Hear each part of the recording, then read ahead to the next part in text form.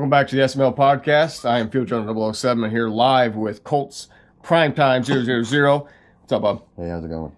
We're doing well. I'm just going to throw this out here right now. I'm the last undefeated team. I'm 9-0. The other undefeated team was just bounced by you, the New York Football Giants. Tell me what happened to that game. I got my starting running back, Finley, back, and he was as good as advertised. Ran the ball well, mixed up my plays. Was just finally able to do what I wanted to do early in the season.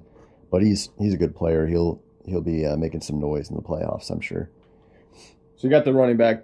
You're really, I guess you opened up the first two plays, downhill runs, and was it 2 first downs right off the bat? That set up the play action, got you back. Yeah, it got your swag back a little bit, Maybe you got a little carried away at the passing game later in the game. Yeah. Almost opened the door for a comeback. Yeah. But my defense was playing well. The defense was playing well. I think it wasn't like crazy score. I think I went like 28-7. So defense obviously helped. Finley's averaging 5.8 yards a carry this year. That's just about that's a lot of yards per carry. Hand it off twice and you get a first down. I finally was really challenged with some adversity this week against the Cardinals. It was kind of a Madden game, if you will, where a lot of that bullshit, I guess, just happens between the fumbles and, I mean, it was just a crazy game. I would I would get sacked on the 2-yard line and get ready to throw a quick one and should have been an easy touchdown. My guy never even got separation. So I had to hold on to it. I get sacked. It's a fumble on his end. I force a fumble on that drive. We don't recover it. Yeah. It was just kind of ridiculous the way that game went. But that being said, I had it's football. It's football. It's that adversity, and maybe that'll help me come playoff time. I do definitely need to start cutting down these turnovers, starting to pile up now. I started off the year so well. But one guy I'm really proud of this year has been Mangum, the rookie receiver. I mean, this last game alone, he had 5 catches, $122, and a touchdown. That's impressive, especially you were more of a kind of a running team last year. So Mangum, was he 2nd or 3rd round pick? Yeah, I think he was a 3rd round pick. Yeah, that's pretty impressive. I'm checking to see where he is in the rookie of the year. Pope's actually so you have your running back. I don't know how Pope's rookie of the year. At first place in rookie of the year voting right now, and then Mangum's 2nd.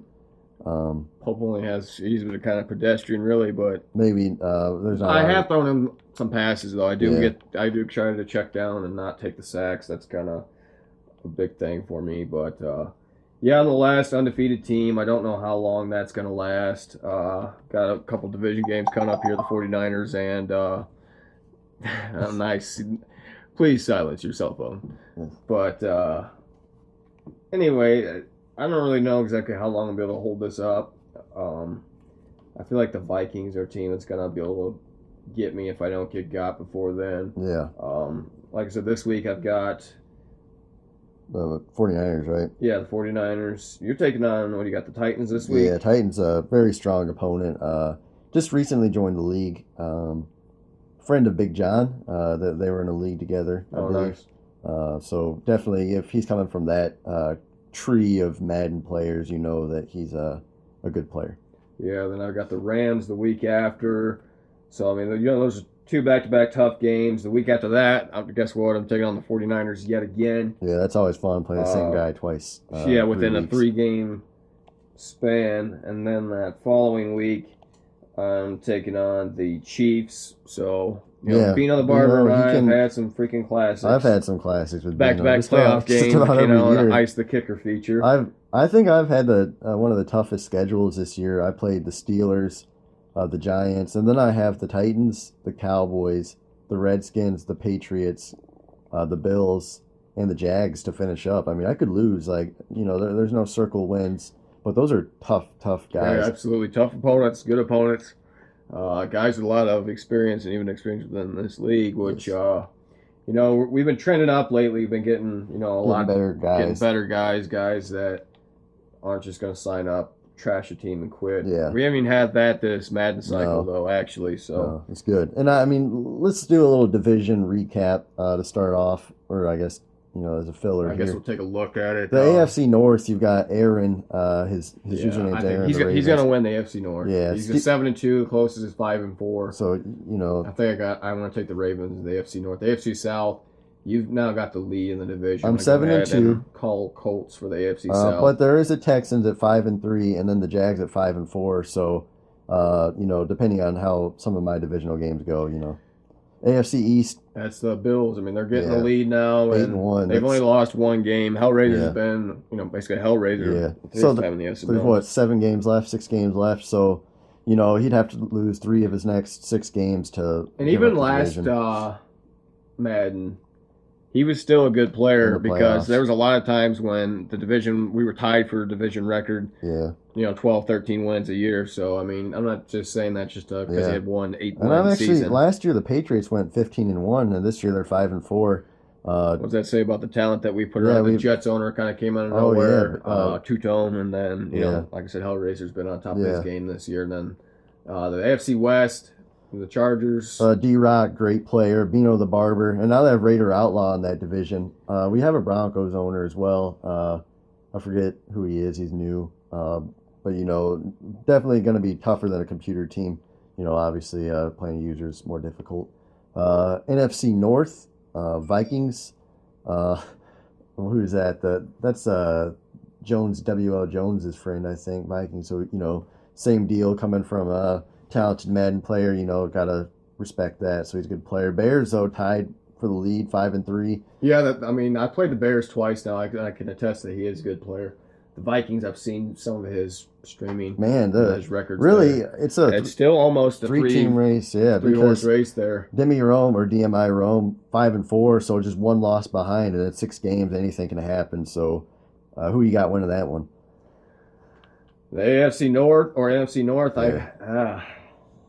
That one's kind of tough. I mean, Demi just gave me a tough game. The Bears have given me last season he beat me. This year he gave me a run for it, and I haven't played the Vikings yet. Yeah. For now, I'm gonna have to go with the Vikings. They are leading the division. They have 4 home wins.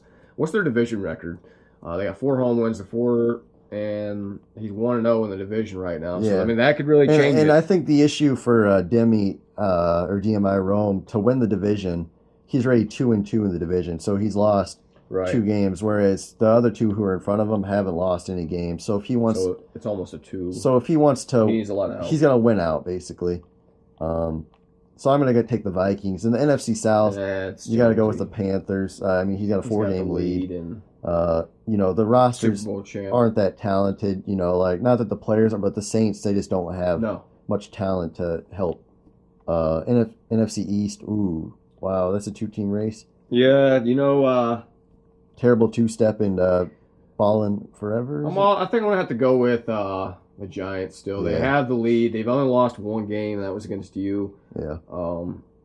Honestly, I think he may only wind up losing 1 more game throughout the year. And then the Cowboys have a tough game against the Texans today. El Scrubbo or whatever. I think I'm gonna take the Giants for the NFC East. It's not a.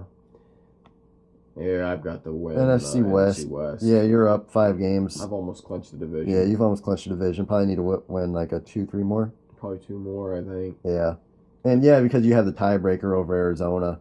So unless the Madden screws you over. But definitely just probably need to win 2-3 more games just to be safe. But barring a meltdown, the Seahawks have got the NFC West. I think we're number 1 in the. Yeah, you're the number 1 in the conference, and the Bills are number 1 in the AFC right now with 1 loss. And so definitely a tight race though, in just about every division except for like 2 of them. Right. Well, I think that's enough for the SML portion of this podcast. Let's talk a little bit about the NFL. Okay. I picked my bracket. They had this thing at work, and my bracket was spot on for this wild card weekend. I picked the Texans over the Raiders. Oh, I thought you had the Raiders over the Texans. I switched it last minute. Over the last. Right. I wanted the Raiders to win. But I knew without, we talked about all the injuries, but they had a quarterback. Had Carvin in that game, no question that Oakland would have won. Yeah, I agree. But I picked Green Bay over the Giants. I picked Seattle over Detroit. Yeah. I'm now taking Seattle over Atlanta. I'm going to take Dallas over Green Bay. It's not in Green Bay. It's in Dallas. And I think Jordy Nelson just got hurt. Yeah, he broke his ribs or something. Broken ribs. That's going to be a tough injury to recover over a week. I'm taking New England over Houston, probably in a landslide. Pittsburgh over Kansas City. I'm going to take New England, of course. I'm going to take I want Pittsburgh to lose. I'm not a big Pittsburgh guy, but they'll probably win. I'm going to say Green Bay over Dallas. Just Aaron Rodgers. He's a bad man. And I'm going to take the Falcons. I'm going to take the Falcons over Seattle. So it's going to be the Falcons in the Packers, and I got the Falcons going to the Super Bowl, and then New England's going to beat Pittsburgh. So still got that, Falcons and New England. Still calling Patriots and Cowboys with right now. I'm want to go at this point without seeing either the Patriots or the Cowboys play in the playoffs. I'm going to go ahead and say the Patriots, but if the Cowboys get on a roll, if they get hot in the playoffs, watch out for Zeke. Yeah, he's a good player, especially if it's if the Cowboys can keep it close, if their defense plays like they have for most of the year, keeping the games close, allowing them to run the ball, they've got a chance. But with Aaron Rodgers, he's like, the type of guy that can put the pressure on you. You've seen what he did to the Giants, put up 38 points. The master of the Hail Mary, it's just going to be tough for a rookie quarterback in his first playoff game against a team like an Aaron Rodgers-led team, I should say. Yeah, really I'm kind of... When your team gets not, either knocked out of the playoffs or not in the playoffs, you almost kind of get disinterested. Yeah. Or kind of... I don't know. I'm not saying that I'm, totally out of it, but I don't really care if I miss a game or sit there and watch the whole thing. I can't. That's another thing. Another topic is football games are 3.5 hours long. So, when your team's not playing, for me anyway, it's even hard for me to watch when the Colts play, to sit there and want to spend, 3.5 hours of my day when that damn game should be over no longer than 2. I think I read something actually that, and I'll have to look up the stat, but out of the whole game, it's just some crazy amount, like no more than 12 minutes of the actual game is actually playing, because a play only takes like 5-6 seconds. Right. So you got to think, like, you got the timeouts, you got the calling plays at the line, so of 12 minutes of 3 hours is actually like snap to the whistle. Well, yeah, the actual football aspect of it. Well, before I end this, I'm going to go ahead and tell people to follow us on Twitter. It's at Madden League. I just happened to hop on. I haven't been on there since yesterday. There's one of these groups called the hashtag CFM Movement. I put a tweet about looking to fill a couple teams. He says, I got you. He retweeted it. Next thing you know, I have a couple people hit me up. I got a total of 3 people in here. So I'm gonna have to get on this and respond. I got a couple people here. I think I need. We got 2 open teams: the Dolphins and the Bengals.